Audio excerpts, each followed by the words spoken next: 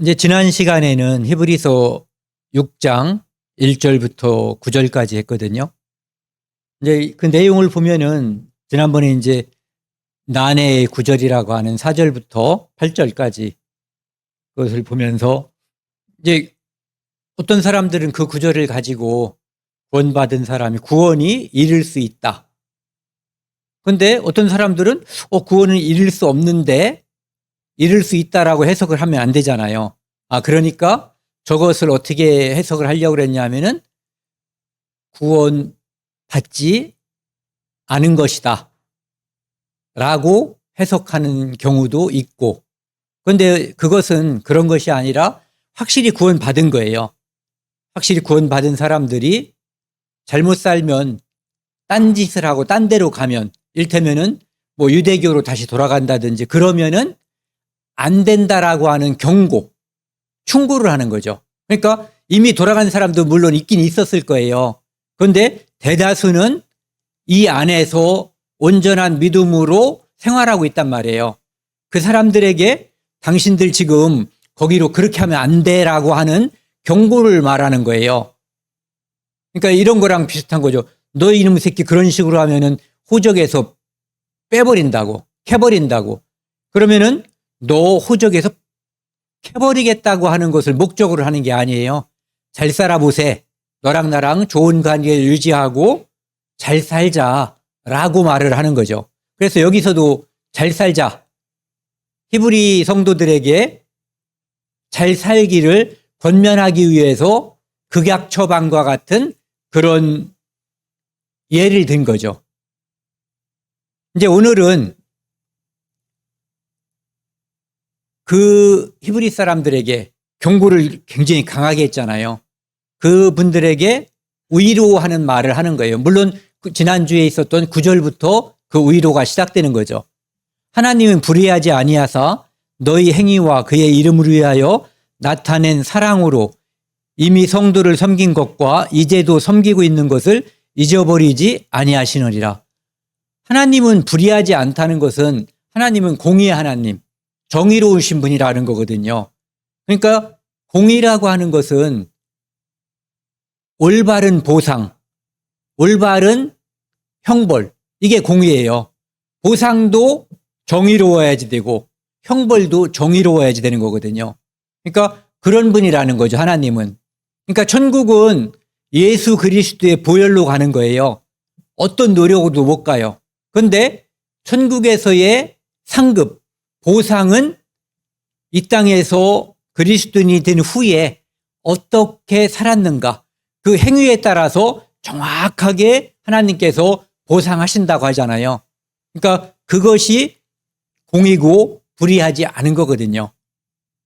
그리고 너희 행위와, 그러니까 행위에 따른 보상, 상급이 있다는 거죠. 그리고 그의 이름을 위하여, 하나님의 이름, 예수 그리스도의 이름을 위하여 나타난 사랑으로 이미 성도를 섬긴 것, 그리스도인이 된 다음에 하나님의 이름을 높인 것, 그리고 성도를 사랑하는 것, 사랑한 것, 그리고 지금도 성도를 섬기는 것, 섬긴 것, 그리고 여기도 보면은 과거에 섬긴 것뿐만 아니라 이제도 섬기고 있는 것을 잊어버리지 아니하시리라.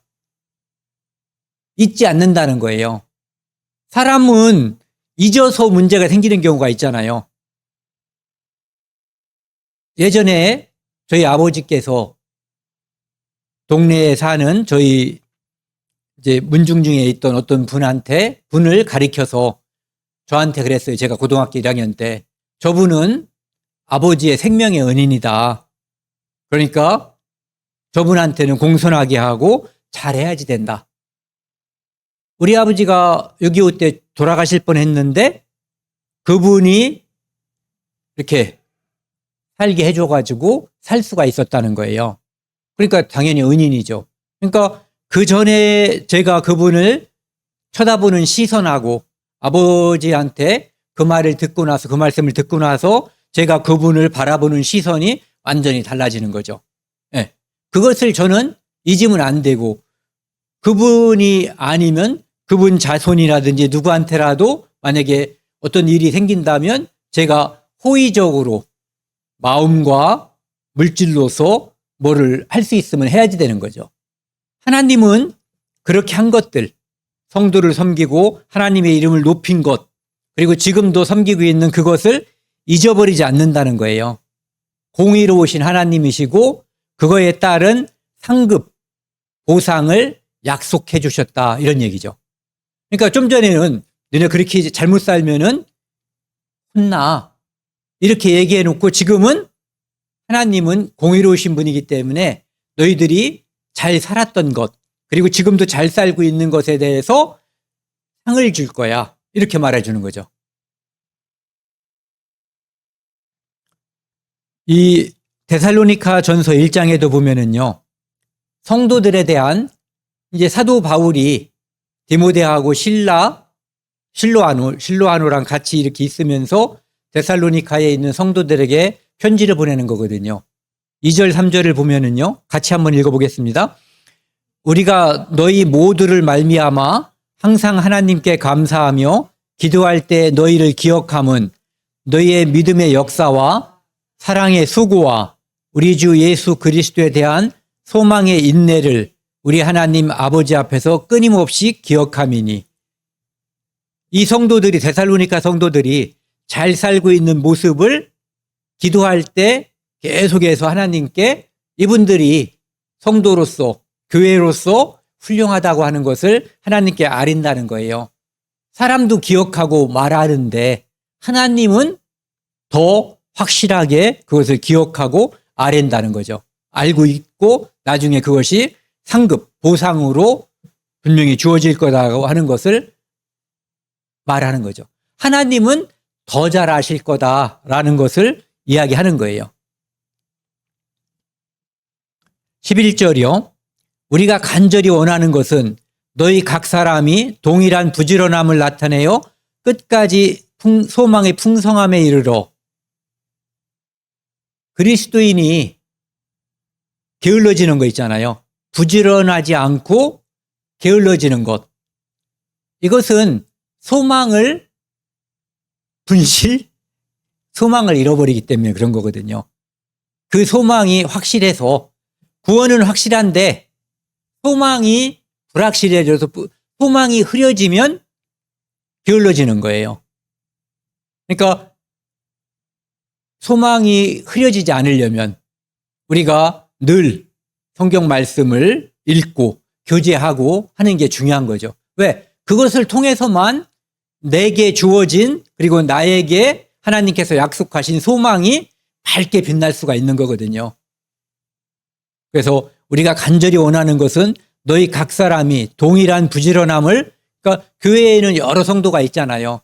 그들 다 같이 부지런함을 최대한 동원해서 그들 다 끝까지 소망의 풍성함에 이르기를 바란다.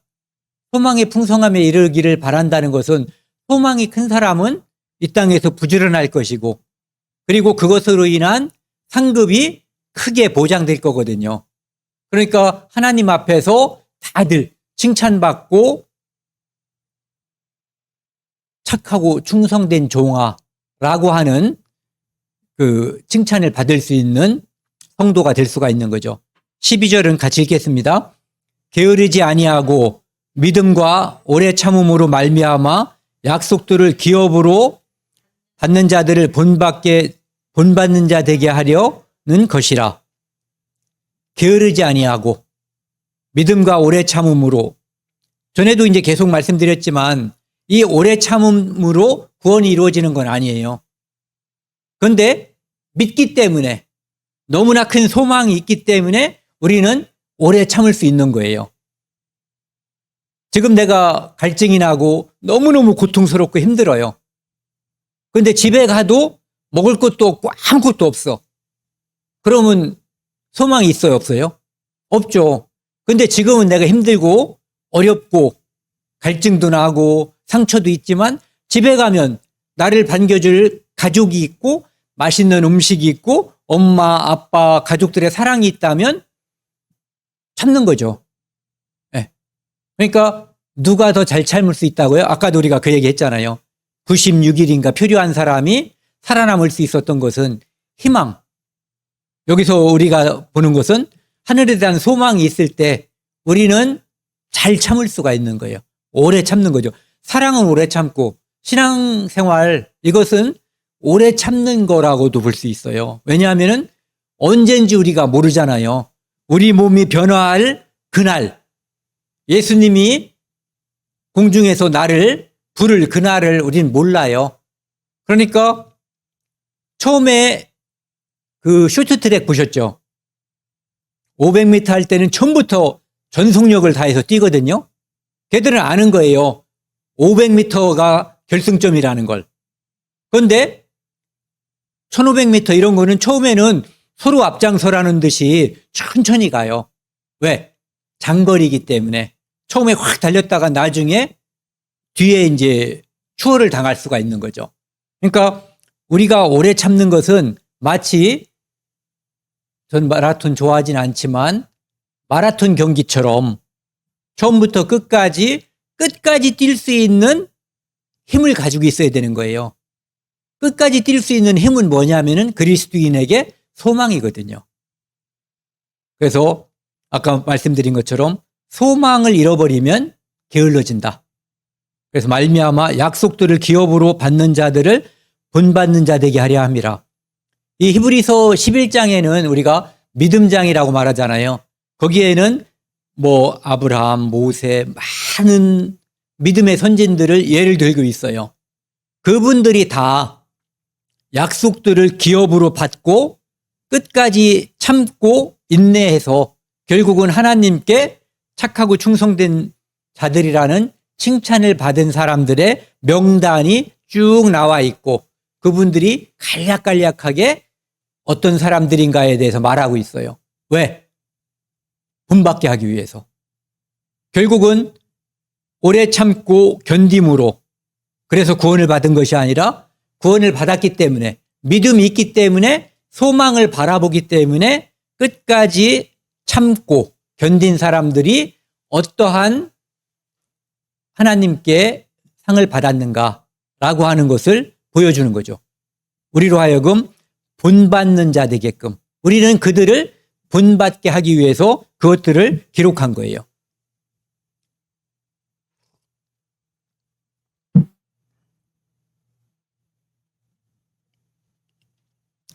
이제 끝까지 견딘다는 거, 오래 참는다는 거, 우리는 소망 때문에 끝까지 견디는 거거든요.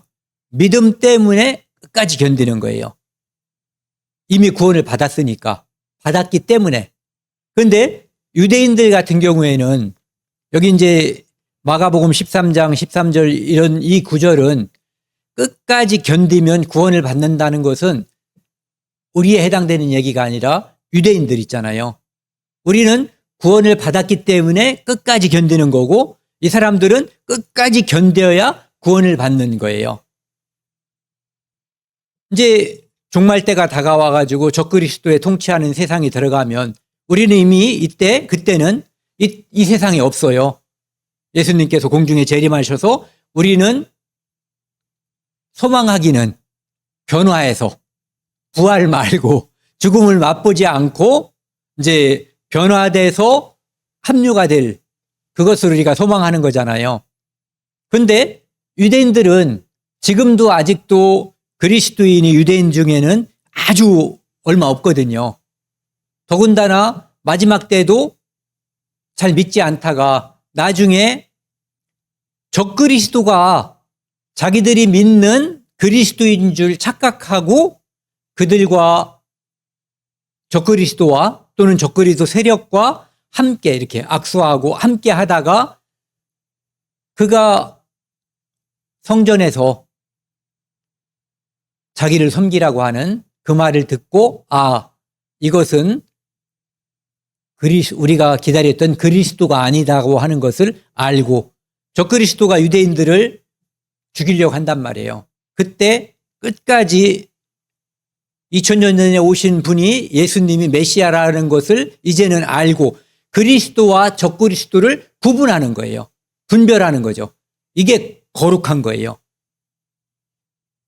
그래서 끝까지 견디면 나중에 그 감람산이 갈라지면서 예수님이 지상 재림하실 때 믿는 유대인들이 구원을 받을 거예요. 그러니까 끝까지 유대인들은 견뎌야지 돼요. 13절, 15절에 보면은요, 하나님이 아브라함에게 약속하실 때에 왜 갑자기 아브라함이 나오냐면은 믿음으로 끝까지 견딘 표상으로서, 그리고 하나님한테 착하고 충성된 종이라고 하는 것을 받은 사람으로서 아브라함을 이제 나타내 주는 거죠. 그리고 또 한 가지 목적이 있지만 이따가요. 약속하실 때 가리켜 맹세할 자가 자기보다 더 큰 이가 없으므로 자기를 가리켜 맹세하여 이르시되 내가 반드시 너에게 복을 주고 복 주며 너를 번성하게 하고 번성하게 하리라 하셨더니 그가 이같이 오래 참아 약속을 받았느니라. 이 말씀은 창세기 22장 17절 그걸 인용한 거거든요.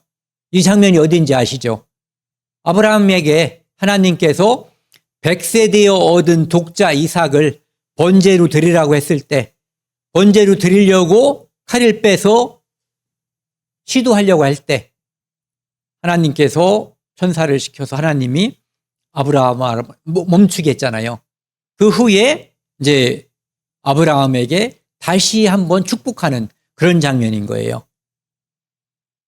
하나님이 아브라함에게 약속했어요. 뭘 약속했냐면은 약속하실 때 가리켜 맹세할 자가 자기보다 더 큰 이가 없으므로. 우리 어렸을 때 혹시 엄마나 아버지가 뭔가를 사준다고 그랬는데 약속을 부모님이 만약에 잘 안 지키면은 거짓말을 가끔 시키거나 아니면 형편이 안 돼서 진심인데 진심이어도 능력이 안 되면은 약속을 못 이루잖아요. 그래서 못 지킬 때 아이들이 뭐라고 하면은 진짜야. 내가 약속할게. 근데 자기는 지난번에 약속을 어긴 자잖아요. 비록 아이한테 엄마든 아버지든 되지만. 그러면은 보증인으로서 그다지 좋은 재료가 아닌 거예요. 그러면은 엄마가 그러면 누구한테 해야지 돼?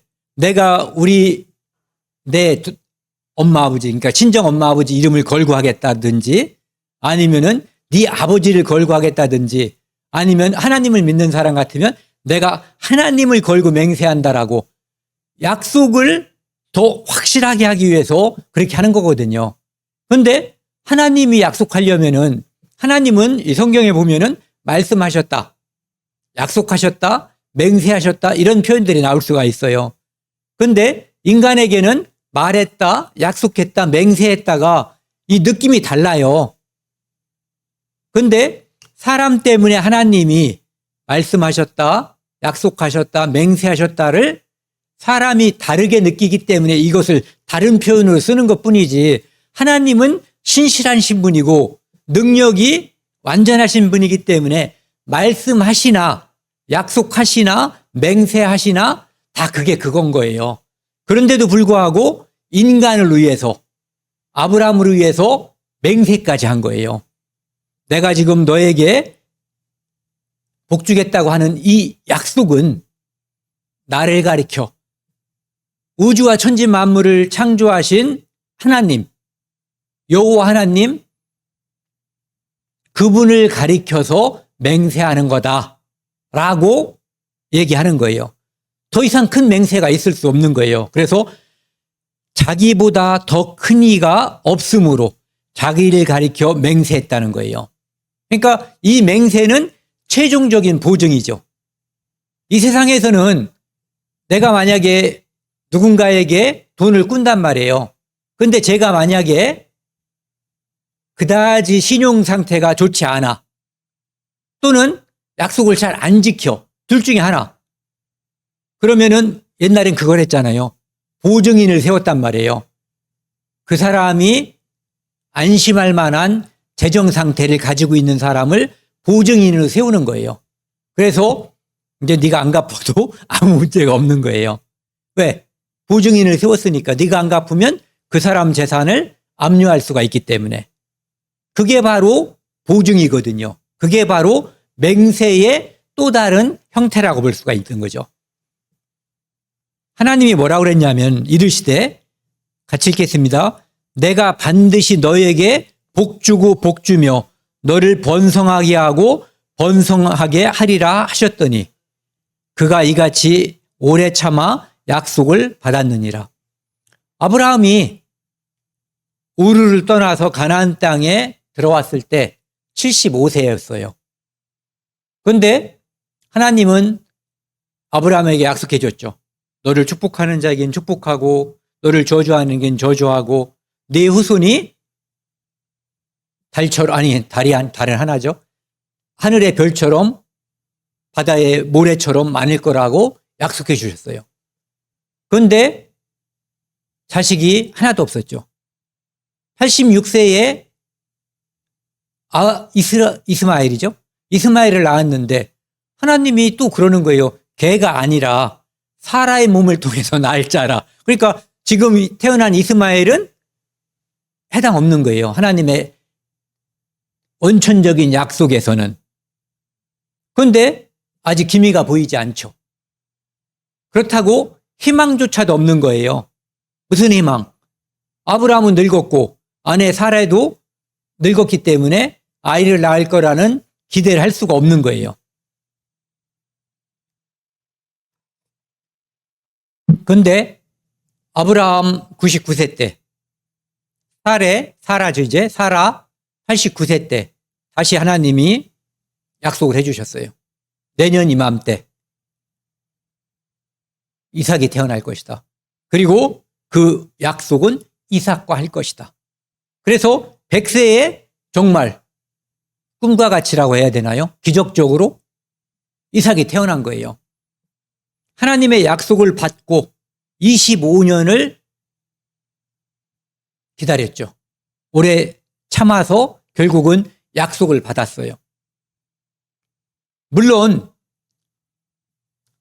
아브라함이 자기의 종을 세우려고 했었죠. 자기 후계자로. 그리고 사라가 요청을 한 거지만 흔들렸기 때문에 결국은 그 하갈을 통해서 이스마엘을 낳은 거잖아요. 그런데도 불구하고 하나님은 오래 참아서 약속을 받았다라고 말씀해 주고 있는 거예요. 그러니까 아브라함이 결국은 복을 받은 것은 믿었기 때문에, 그 믿음을 하나님이 대단하게 받기 때문에 복을 받은 것이지, 아브라함의 행위가 온전했기 때문에 복을 받은 것은 아니거든요. 그러니까 하나님이 옳다고 봐줬기 때문에 복을 받은 거예요. 우리도 구원받고 이 세상에 살아가면서 우리가 끝까지 믿음을 유지하고 할 수 있는 것은 하나님이 우리를 끝까지 의롭다고 해주시는 하나님의 영원한 속성 때문이지, 내 의지가 강하다든지 내 믿음이 특별해서가 아니라는 거죠. 창세기 22장 좀 전에 그 구절이거든요. 여호와의 사자가 하늘에서 아브라함을 크게 부른 거예요. 멈추라는 거죠.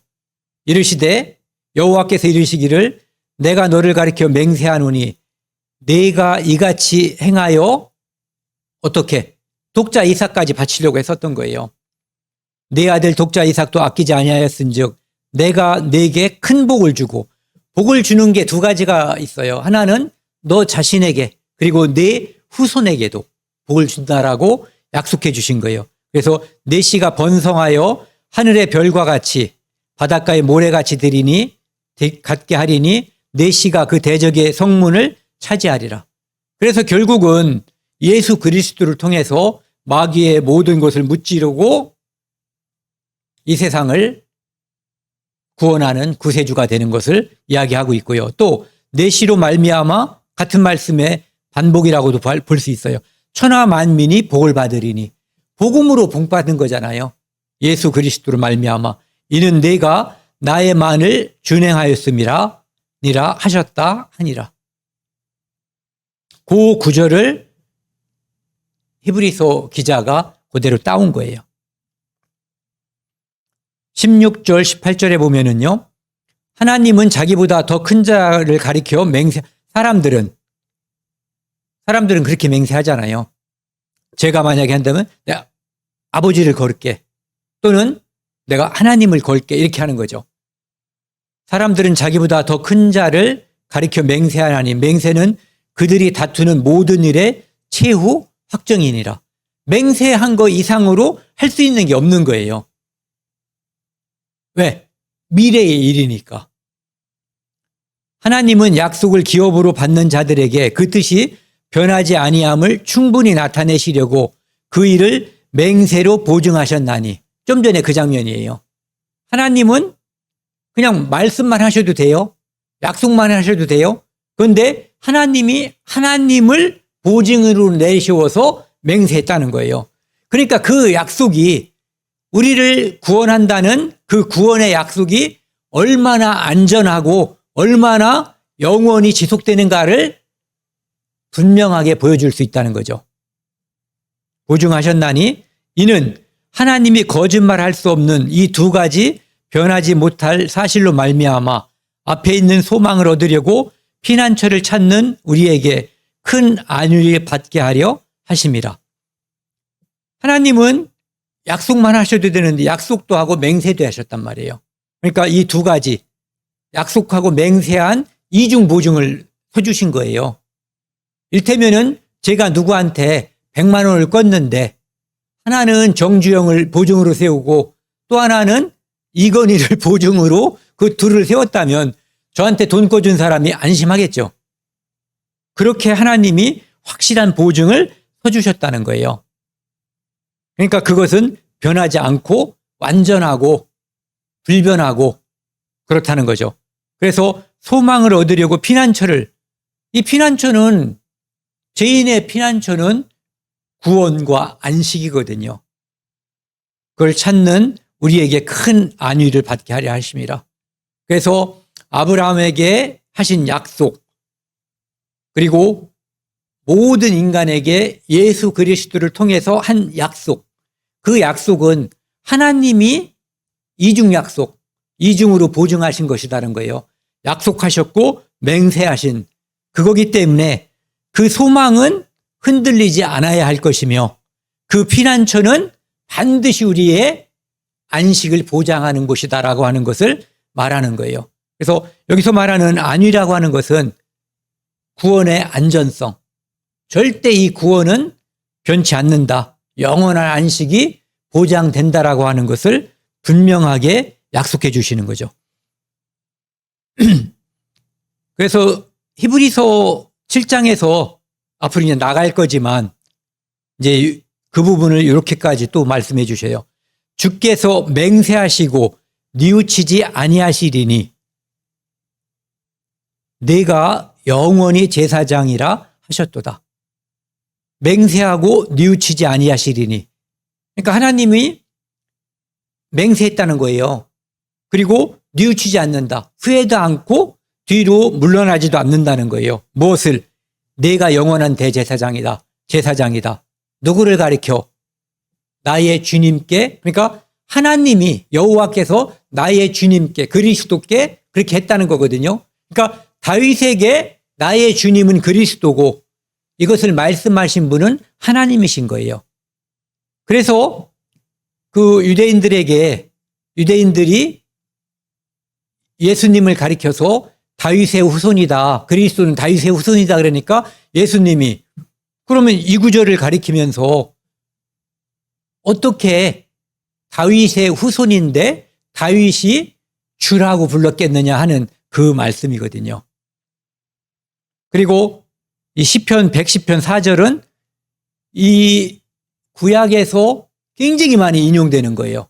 지난번에도 몇 번 인용됐잖아요. 이 구절이 왜?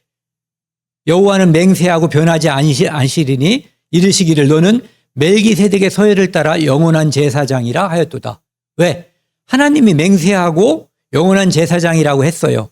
왜 하나님이 이렇게 맹세하고 했냐면은 이스라엘 사람들은 아론의 반차를 따르는 아론의 계열을 따르는 제사장을 제사장으로 여긴단 말이에요. 그런데 그것은 영원하지도 않고 반복적이고 계속 변하는 거잖아요. 제사장이. 그렇기 때문에 영원한 대제사장으로서 이 땅에 오시는 그리스도는 절대 불변하는 멜기세덱의 서열, 계열을 따라서 온다라고 하는 것을 하나님께서 맹세하고 보증하셨다는 것을 보여주는 거죠. 다윗에게 먼저 말씀하시고, 다윗은 제사장은 아니잖아요. 왕이지. 그런데 다윗에게 말하면서 그분, 그러니까 다윗이 주라고 하는 그분을 가리켜서 하나님이 다윗의 입을 벌려서 말한 거예요. 이분 그리스도가 바로 영원한 멜기세덱의 서열을 따르는 대제사장이라고 하는 것을 이미 말씀해 주신 거죠. 그러니까 이 땅에 오는 왕들은 왕이잖아요. 제사장은 제사장이고, 다윗은 왕이었지 제사장은 아니었잖아요. 그런데 이 땅에 오시는 그리스도는 삼중직이잖아요. 그 중에 이제 두 가지를 왕이면서 제사장, 또 하나는 선지자.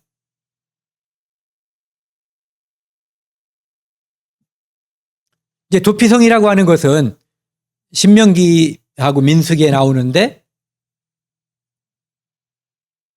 시간상 그냥 지나갈게요.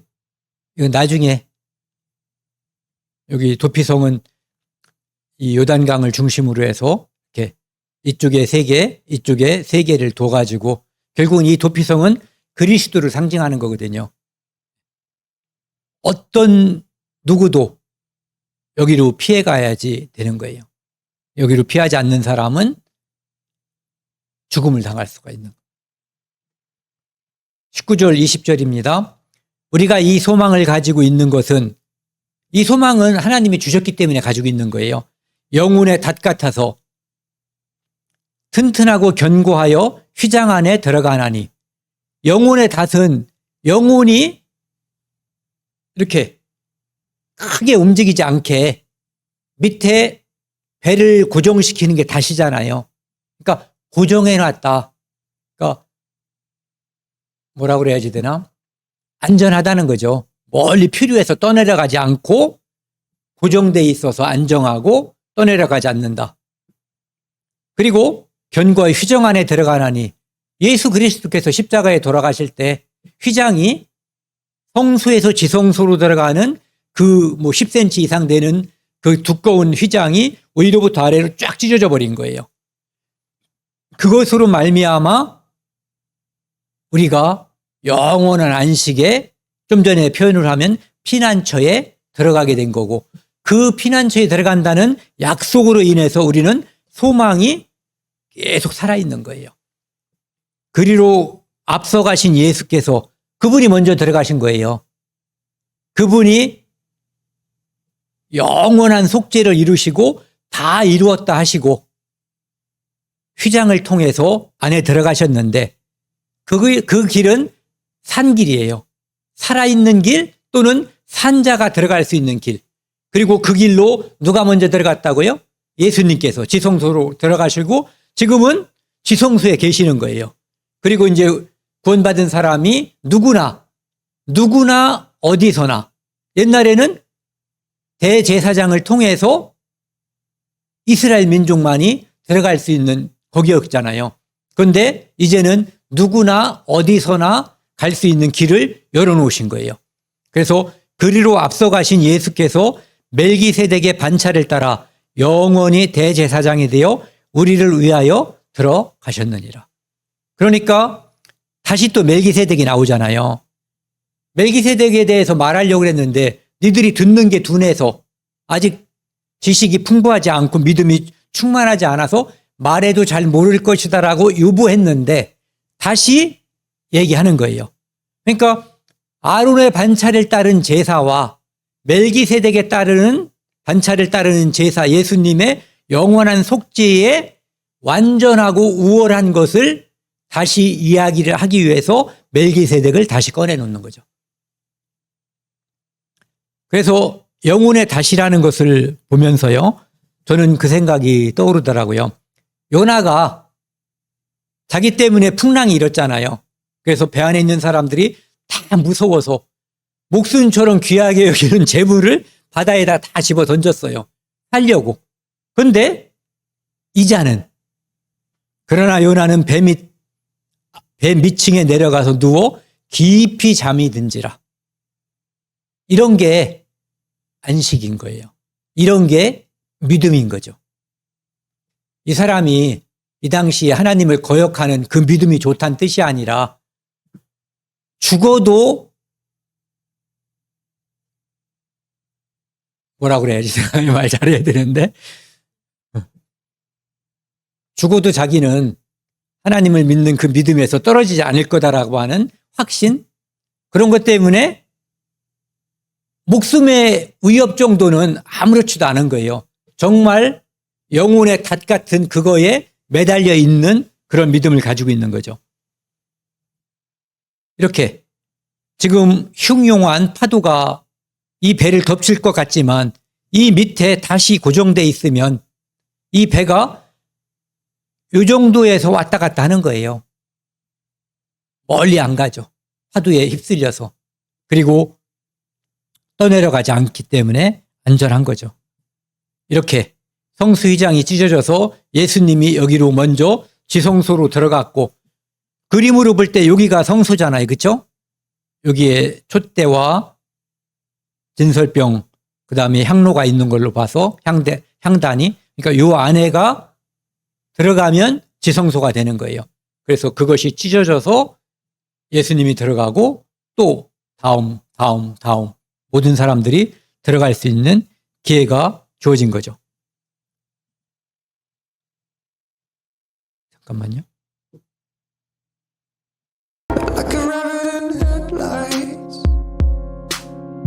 에이스 침대 선전이에요. 너무너무 피곤하고 세상에 온갖 힘든 일이 지금 집에 왔는데도 다 떠올라. 그런데 일순간에 모든 것이 다 사라지는 거예요. 안식이 찾아온 거죠. 우리가 예수 그리스도를 구주로 영접하면 이렇게 되는 거예요.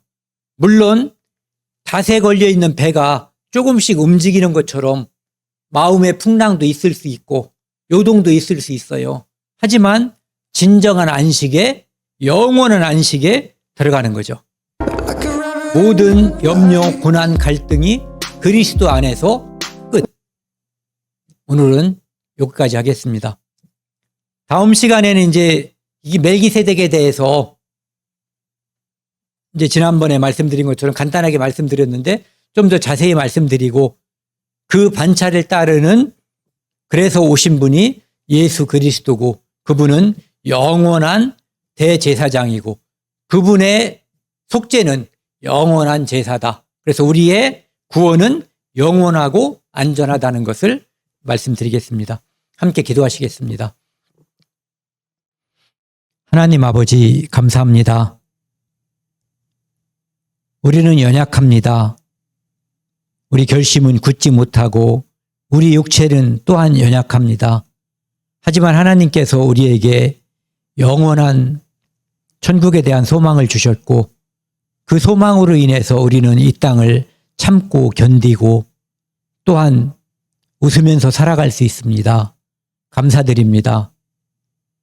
이 땅에 사는 동안 소망을 잃지 않고 또 아직 소망이 없는 사람들에게 복음을 전해서 그들도 함께 천국 갈 수 있는 소망을 갖기를 원합니다. 하나님 아버지, 저희 청주 참빛교회를 도와주시고 함께 해주셔서 이곳을 통해서 하나님의 복음이 더 많이 전해질 수 있도록 도와주시고 인도하여 주옵소서. 이 모든 말씀 우리를 사랑하시는 예수 그리스도 이름으로 감사하며 기도드렸습니다. 아멘.